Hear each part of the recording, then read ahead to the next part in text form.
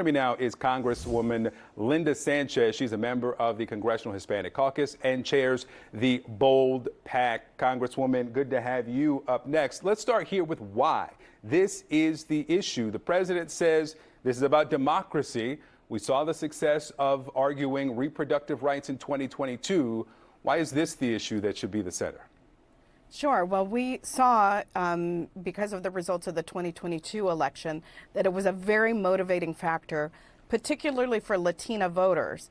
And I think where the Republican Party gets it wrong, they have this blind spot that they don't understand that women, and Latina women in particular, see that as a fundamental right that is being slowly taken away from them. And it is a very motivating factor for them to show up, to knock doors, to turn out, and to vote. And Latino voters made a difference in critical states like California and Pennsylvania and Arizona in the last election cycle. And we expect that it will be a very motivating factor for them in the 2024 election. Half of Latina women in the United States, half of them are of childbearing age, and they want to have the full range of access to reproductive care. They do not want the Republicans telling them what they can or cannot do with their bodies.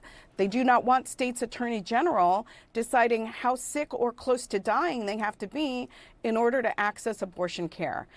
There already is a huge discrepancy in terms of access to health care for Latinas to begin with. And now they see it as a critical issue for their own health and well-being. If Latina women don't have access to that care, 42% of them live in states that are taking away that right or heavily restricting that right, and they don't have the economic means to be able to travel out of state should they need that kind of care. So it's a very motivating factor for Latina women.